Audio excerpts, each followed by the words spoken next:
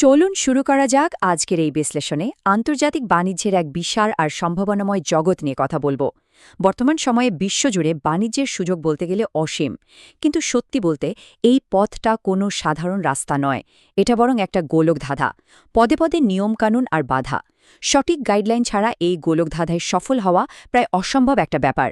আজকের এই আয়োজনে আমরা ধাপে ধাপে দেখার চেষ্টা করব কিভাবে সঠিক বাজার চেনা এবং কাগজপত্রের জটিলতা পার হয়ে এক্সপোর্টের সফল হওয়া যায়। আজকের আলোচনার রূপরেখাটা খুব ছিমছাম। এক নজরে দেখে নিই।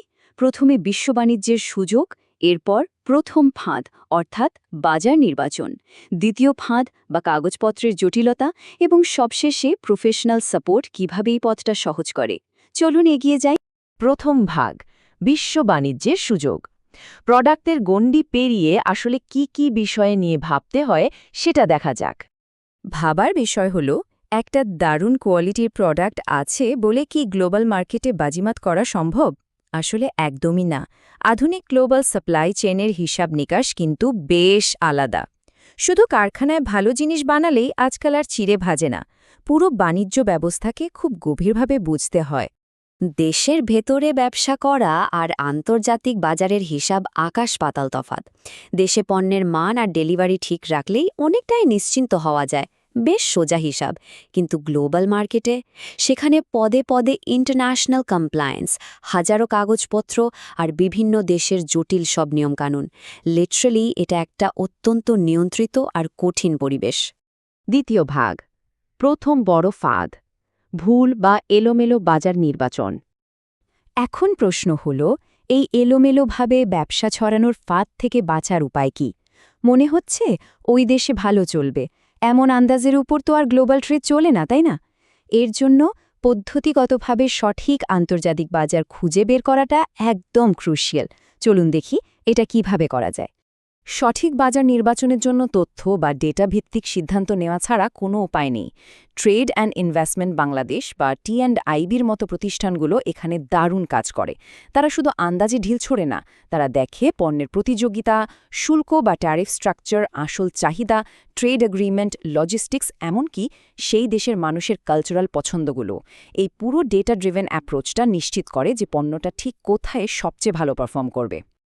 আর ঠিক এখানেই আসে এক্সপোর্ট রেডিয়েন্স অ্যাসেসমেন্ট বা রপ্তানি প্রস্তুতির মূল্যায়ন। ক্রেতার কাছে যাওয়ার আগেই বুঝতে হবে প্রোডাকশন ক্যাপাসিটি, প্যাকেজিং, প্রাইসিং আর কাগজপত্র তৈরির সক্ষমতা ঠিক আছে কিনা। জানেন কি, অনেক ব্যবসায় কিন্তু প্রোডাক্ট খারাপ হওয়ার কারণে গ্লোবাল মার্কেটে মুখ থুবড়ে পড়ে না। তারা ব্যর্থ হয় কারণ তারা এই অপারেশনাল প্রস্তুতিগুলোকেই অবমূল্যায়ন করে। তৃতীয় ভাগ, দ্বিতীয় ফাঁদ, ডকুমেন্টেশন মাইনফিল্ড বা কাগজপত্রের জটিলতা। আন্তর্জাতিক বাণিজ্যের সবচেয়ে ভয়ের জায়গা বোধহয় এই কাগজপত্র। Commercial invoice, packing list, certificate of origin, bill of lading, customs declaration, লিস্টটা যেন শেষই হতে চায় না। এগুলোর পরিমাণ আর নির্দিষ্ট ফরম্যাট যে কোনো ব্যবসার ওপর বিশাল একটা প্রাতিষ্ঠানিক আর আইনি বোঝা তৈরি করে দেয়। আর এই কাগজপত্রে ছোট একটা ভুল হলে কি হতে পারে? সোর্সের একটা তথ্য শুনলে অবাক হবেন। ফর্মে ছোট একটা ভুলের কারণে মাসের পর মাস শিপমেন্ট আটকে থাকতে পারে। এর ফলে বড় ধরনের আর্থিক ক্ষতি, কাস্টমসে আইনি ঝামেলা, এমনকি ক্রেতার সাথে সম্পর্কও পুরোপুরি নষ্ট হয়ে যেতে পারে। মাইনফিল্ডে যেমন প্রতি পদক্ষেপে বিপদ, এখানেও ঠিক তাই। চতুর্থ ভাগ, পেশাদার দিক নির্দেশনা। এই কঠিন ফাঁদগুলো থেকে বাঁচতে টি&আইবির মতো প্রফেশনাল সাপোর্ট কিভাবে কাজ করে সেটা এবার একটু দেখি। একদিকে অজানা ক্রেতা, কাগজপত্রের ঝামেলা আর বাজার প্রবেশের বাধা। অন্যদিকে কনসালটেন্টদের দেওয়া সলিউশন, যেমন buyer seller matchmaking, documentation support আর স্ট্র্যাটেজিক অ্যাডভাইস। মূলত তারা একটা বিশৃঙ্খল আর বিভ্রান্তিকর প্রক্রিয়াকে একদম ছকে বাঁধা নিয়মতান্ত্রিক একটা পথে পরিণত করে। এটাই তাদের আসল ম্যাজিক। এই পুরো প্রসেসটাকে তারা একটা চমৎকার 5 ধাপের ফ্রেমওয়ার্ক দিয়ে সাজায়।